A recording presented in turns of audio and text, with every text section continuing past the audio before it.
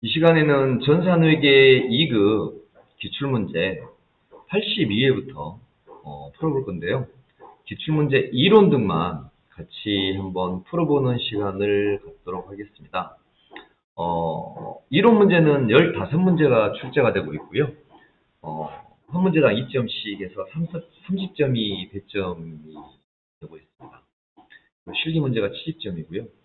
적어도 여러분들이 이론을 한 8개에서 10개 정도는 맞히셔야지, 그래야지 이론에서 한 8개를 맞힌다 그러면 16점이죠. 그리고 10개를 맞힌다 그러면 20점인데 실기가 한 문제당 3점씩 잡더라도 8개에서 10개는 맞히셔야지 실기를 한 서너 개 틀리셔도 70점 중반대로 합격하실 수 있을 걸로 예상이 되고 있습니다. 그래서 이론 문제도 좀 집중해서 여러분들 공부하셨으면 좋겠고요. 예전보다도 합격률이 많이 떨어졌어요. 합격률이 많이 떨어졌는데 합격률이 많이 떨어진 이유를 제가 나름대로 분석을 해보니까 합격률이 떨어진 이유는 예전보다는 이론 문제가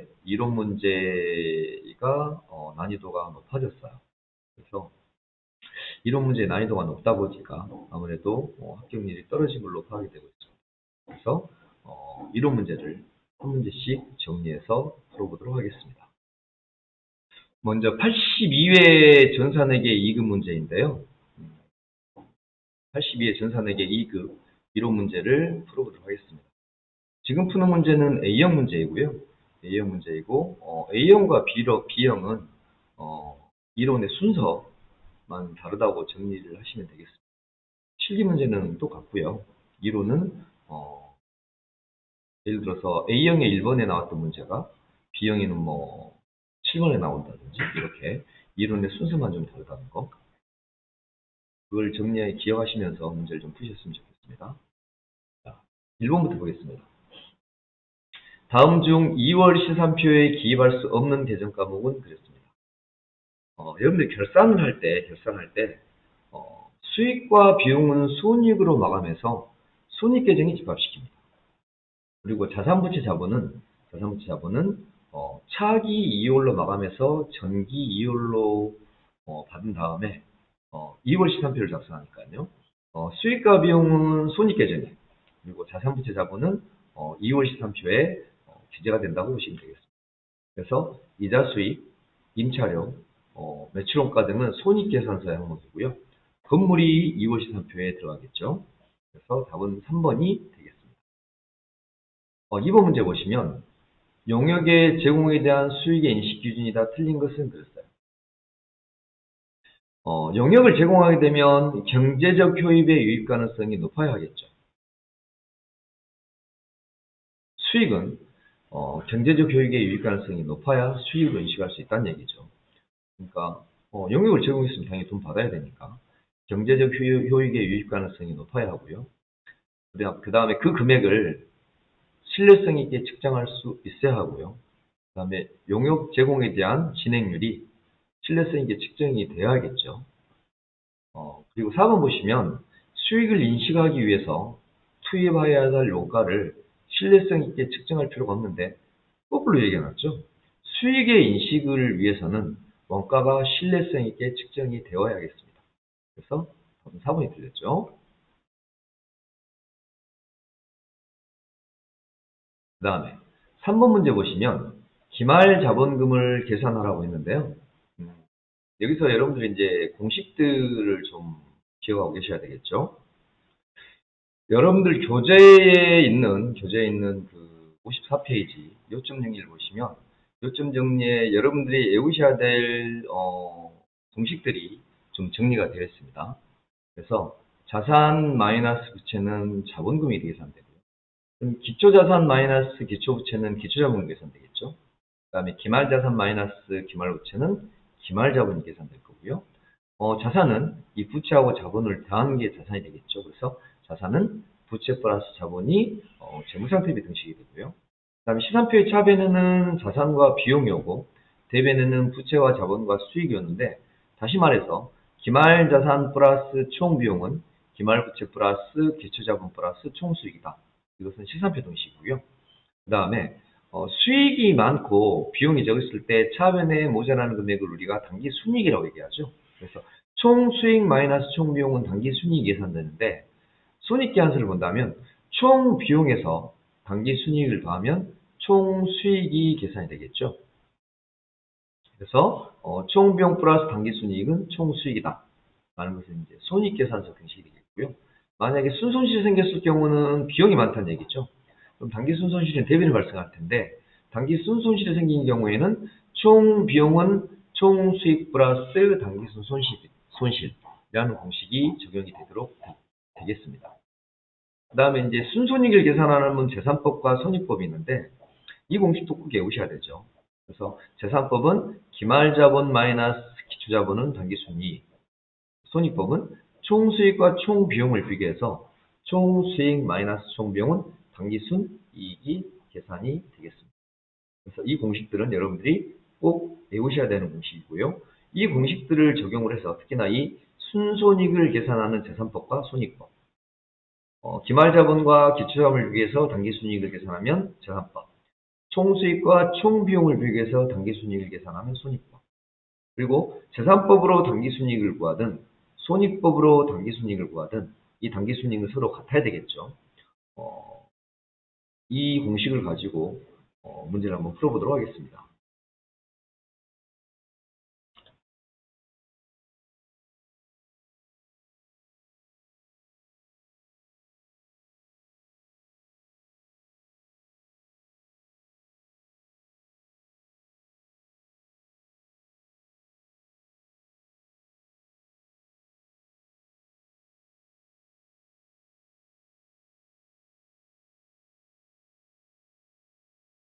그 다음에 보시면 결산 시 미수이자에 대한 분계를 누락하였다라고 했어요. 그래서 결산 시 미수이자에 대한 분계를 누락했을 때 재무제 피해에 어떤 영향을 미치는가라고 했는데요. 우리가 기본적으로 자산이 증가하거나 수익이 증가하면 자산이 증가하거나 수익이 증가하면 이익이 증가하고 이익이 증가하면 자본도 증가하겠죠. 근데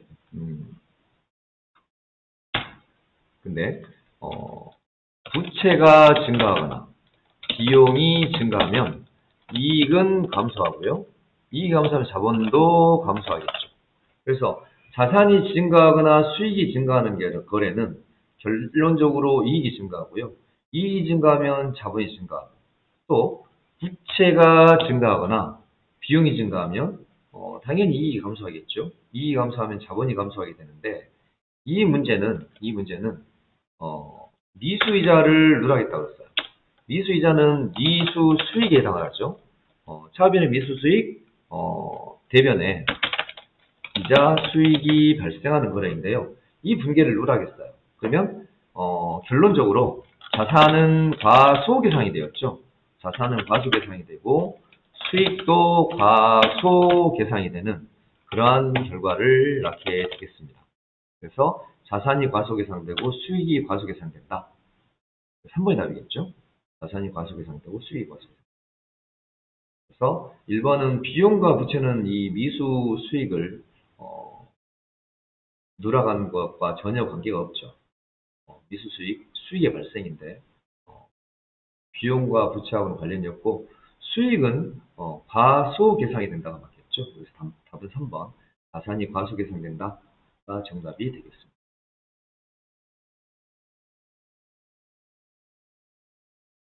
다음은 다음 중 현금 및 현금성 자산에 포함되지 않는 것 그런데요. 이 현금 및 현금성 자산은 현금은 한국은행이 발행한 주화나 지폐를 현금이라고 하고요. 그다음 현금성 자산은 현금과 교환이 가능한 각종 수표, 적약수표, 송금수표, 가계수표, 타협하는 수표, 각종 수표를 현금으로 처리하시면 되겠고요. 배당금 지급통지서나 공사채 만기 예자표 이런 것들을 현금성 자산이라고 회계처를 하고 있죠. 그래서 지폐, 적약수표, 우편안, 대체자금 환급증서 이런 것들은 현금 및 현금성 자산에 포함이 되겠고요. 선일자 수표는 회계 처리를 어음과 동일하게 회계 처리를 하고 있죠. 그래서 설립사수표는 미래의 날짜로 수표를 발행하는 겁니다. 그래서 오늘이 발행일인데 오늘이 6월 30일이라면 6월 30일 날짜로 당사수표를 발행하는 게 아니고 12월 30일자로 당사수표를 발행했다라고 한다면 어음과 동일한 효력을 가지고 있는 거죠. 그래서 설립사수표는 어음과 동일하게 회계 처리를 하시면 되겠습니다. 그래서 설립사수표에 대해서는 다드름이나 지급어음으로 회계 처리가 되겠죠. 그래서 4번이 답이 되겠고요. 9번을 보시면 유형자산과 관련된 지출 금액 중에서 유형자산의 취득원가에 포함할 수 없는 것. 유형자산의 취득원가에 포함하는 것은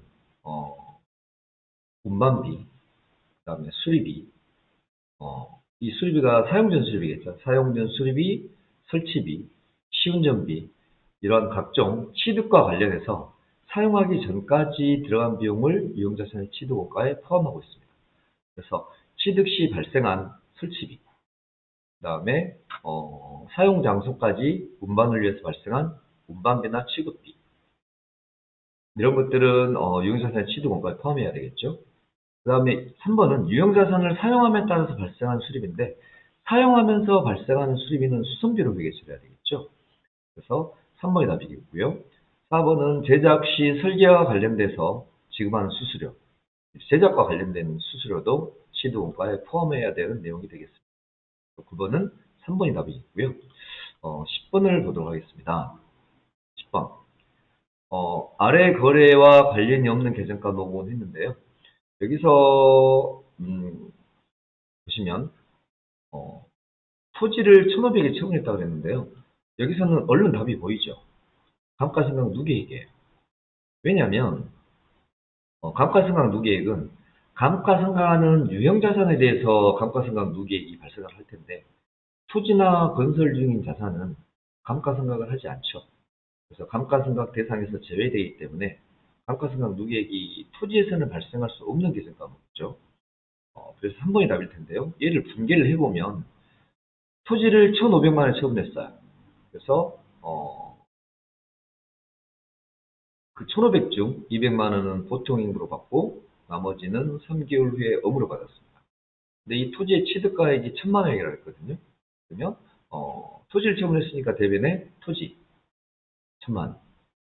얘를 1,500이 처분했으니까 500만 원만큼 유형자산 처분 이익이 발생하죠. 그리고 회수해야 될 토지대금 1,500 중에서 200은 보통임금으로 이체받았으니까 차변이 보통임금. 그리고 만기가 3개월 후에 어음으로 받았는데 이 어음은 일반적인 상거래, 즉 재고자산을 사고 파는 일반적인 상거래에서 발생하는 어음이 아니기 때문에 다드럼으로 회계 처리하시면 안 되고 미수금으로 회계 처리하셔야 되겠죠. 그래서 이 문제는 분개를 해보시지 않으시더라도 감가상각 누계액은 토지에서는 발생할 수 없는 계정 과목이다 라고 정리를 하시면 되겠습니다.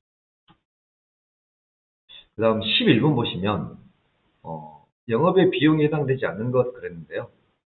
보통 판매 관리비하고 영업의 비용을 구분한 문제가 시험에 자주 출제가 되고 있어요. 영업의 비용은 이자 비용, 기부금, 잡손실, 유형자산 처분이나 평가손실, 단기매매증권 처분이나 평가손실 이런 것들은 영업의 비용에 해당하겠죠. 그리고 접대비는 판매 관리비에 해당을 하겠습니다.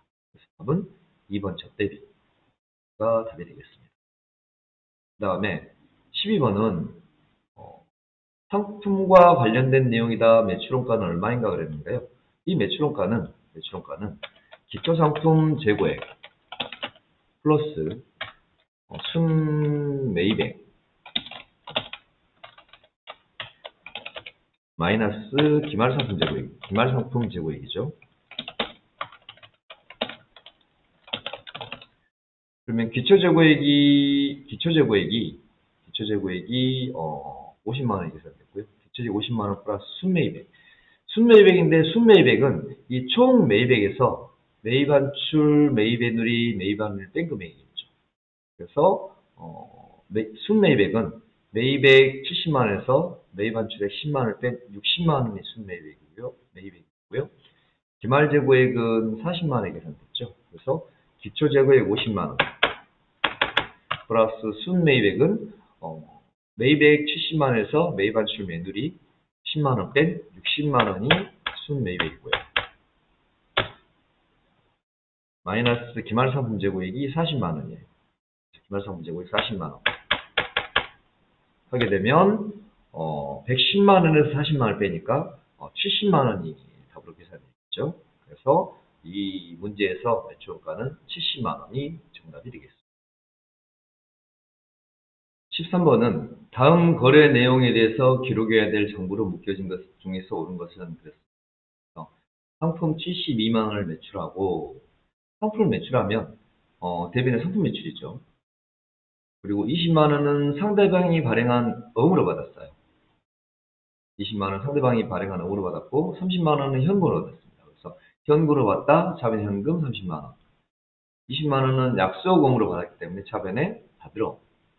잔액은 외상으로 했으니까 외상 매출금이 기록이 되겠죠. 그래서 상품을 매출하게 되면 매출장과 상품 재고장이 기록이 되겠죠. 그래서 매출장에는 72만 원 매가로 기록이 되고 상품 재고장에는 원가로 기록이 되겠습니다. 근데 여기서는 원가는 알 수가 없죠. 그래서 매출장과 상품 재고장. 그리고 현금을 기록하는 장부가 현금의 수입과 지출을 기록한 장부는 현금 출납장이고 바드럼의 수치와 횟수에 관련돼서 기록한 장부는 바드럼 기입장. 그 다음에 외상 매출금은 매출처 원장에 기록하면 되겠죠. 그래서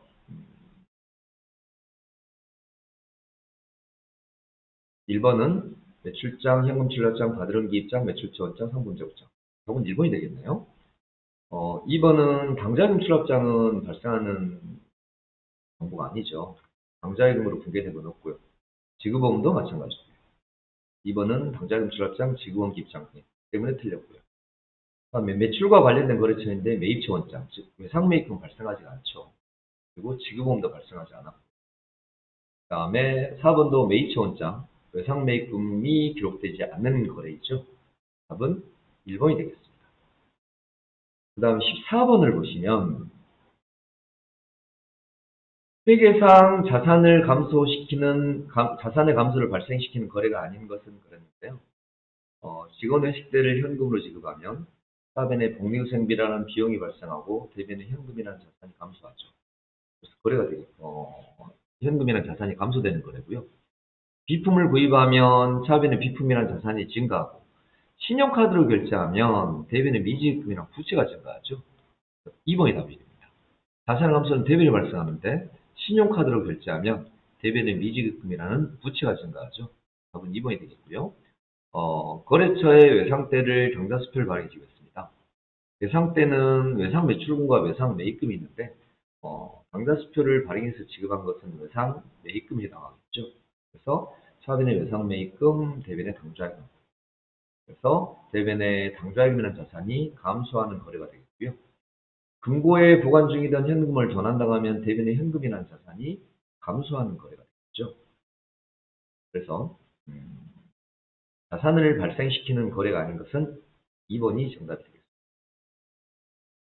15번 보시면 비유동부채에 해당하는 것은 무엇인가 그랬는데요.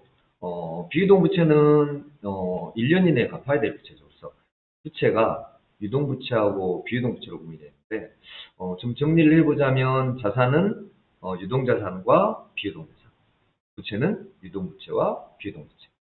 자산에서 유동자산은 당자자산과 다시 재고자산으로 분류가 되고 비유동자산은 투자자산, 유형자산, 무형자산, 기타 비유동자산 등으로 구분이 되는데 여기서 유동부채와 비유동부채를 구분하시면 되겠죠. 그래서 유동부채는 1년 이내에 갚아야 될 부채들이고요. 비유동부채는 1년 이상 장기간에 걸쳐서 갚아줘야 될 부채들인데 여기서는 비유동부채에 해당하는 게 이제 사채나 장기차입금이나 퇴직급의 충당부채 이런 것들이 이제 비유동부채에 해당하겠죠. 그래서 15번은 퇴직급의 충당부채 1번이 정답이 되겠습니다. 그래서 82회의 이론을 다시 한번 정리해 본다면 1번은 2월 시산표에 기입할 수 없는 계정과목이 나와 있는데 2월 시산표에는 자산부채 자본이 기록이 되고 손익계정에는 비용과 수익이 기록이 된다라는 것을 좀 정리하시면 좋겠고요. 두 번째는 수익의 인식 기준인데 수익은 경제적 효익의 유익 가능성이 높아야 하고 그 금액을 신뢰성 있게 측정할 수 있어 하고 그 다음에 진행률도 신뢰성 있게 측정할 수 있어 하며 원가가 신뢰성 있게 측정이 되어야 한다라는 게 이제 용역 제공에 대한 수익의 인식 기준이다라는 것을 정리하시면 좋겠고요. 문제 3번은 기말자본금을 계산하는 문제였는데요. 이 문제에서는 1기의 기말자본이 2기의 기초자본이다 라는 것을 알고 있어야지 풀 수 있는 문제였습니다. 그래서 순손익을 계산하는 방법이 이 순이익과 순손실, 즉 순손익을 계산하는 방법이 재산법과 손익법이 있는데 재산법은 기말자본과 기초자본을 비교해서 순이익을 계산하는 방법이고 손익법은 총수익과 총비용을 비교해서 순이익을 계산하는 방법인데 기말자본과 기초자본을 비교하든 총수익과 총비용을 비교하든 계산한 순손익은 같아야 된다 라는 것을 여러분들이 정리하시면 좋겠고요. 보고기간 종료일로부터 1년 이내에 보유하는 자산은 유동자산인데 유동자산이 당좌자산과 재고자산으로 분류가 되고 판매를 목적으로 보유하게 됐을 때는 재고자산이지만 판매를 목적으로 보유하고 있지 않은 자산은 당좌자산이라는 것을 정리하시면 되겠습니다. 그 다음에 거래 성립 요건 중에서 회계상에서 거래가 일반적으로 봤을 땐 거래지만 회계상에서 거래로 성립되지 않는 게 주문, 계약, 채용, 보관, 담보 제공 등은 거래가 아니다 라는 것을 기억하시면 좋겠고요. 그 다음에 이 자본금을 계산할 때 대차 평균의 원리를 이용해서 차변 합계를 내고 대변 합계를 냈을 때 대변을 모자라는 금액이 자본금이다. 또 다른 방법은 이제 자산총액에서 부채총액을 차감하면은 자산총액에서 부채총액을 차감하면 자본금이 계산된다. 라는 방법으로 이제 풀어도 되는데 이 합계자산시산표에서는 대차 평균 원리를 이용해서 자본금을 계산하시면 될 것 같습니다. 그리고 미수이자는 미수수익, 이자수익 이렇게 분개가 되는데 얘를 누락했기 때문에 자산이 과소계상되고 수익이 과소계상되는 거래였고요. 자산이 증가하거나 수익이 증가하면 이익이 증가하고 이익이 증가하면 자본도 증가하게 되고 그 다음에 부채가 증가하거나 비용이 증가하게 되면 이익은 감소하고 이익이 감소하면 자본도 감소한다 라는 것들을 기억하시고 정리하시면 좋겠습니다. 8번을 보시면 현금인 현금성 자산인데 수표는 현금이다. 자기야 수표, 송금 수표, 가계 수표, 타임 반영 수표, 우편한, 전신한, 대체재무 환급증서, 공사채 만기 이자표 이런 것들은 전부 다 현금성 자산에 해당하죠. 그리고 이 선일자 수표는 어음에 관련돼서 어음에 준해서 회계 처리를 하시면 된다. 즉 선일자 수표는 다드럼이나 지급음으로 회계 처리해야 된다. 라는 것을 정리하시면 좋겠고요. 유형자산의 취득 원가에 포함되는 것들은 취득 시 발생한 부대 비용, 설치비, 시운전비, 사용 전 수리비, 취득세, 등록세 이런 것들은 모두 취득 원가에 포함한다. 라고 정리를 하시면 좋겠습니다. 그리고 이 거래, 업무용 토지를 처분한 거래와 관련되어서는 토지와 건설 중인 자산은 감가상각 대상이 아니기 때문에 감가상각 누계에게는 대증 과목이 발생할 수가 없죠. 그리고 토지를 처분하고 만기 3개월 후인 어음으로 받았는데 이 어음은 토지가 일반적인 상거래에서 발생하는 이 아니기 때문에 다드럼으로 회계 처리하지 않고 미수금으로 회계 처리한다 라는 것도 정리하시면 좋겠습니다.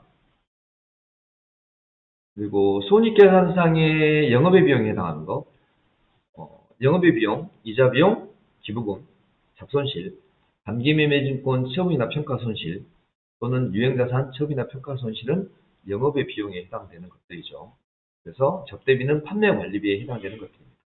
그리고 시험을 보실 때는 여러분들이 회계 프로그램을 운용해서 시험을 보기 때문에 회계 프로그램의 개정 과목 및 적용 등록에 들어가 보시면 개정 과목별로 잘 정리가 되어 있죠. 그런 것들을 잠깐 시험 보실 때는 참고해서 문제를 푸셔도 될 것 같습니다.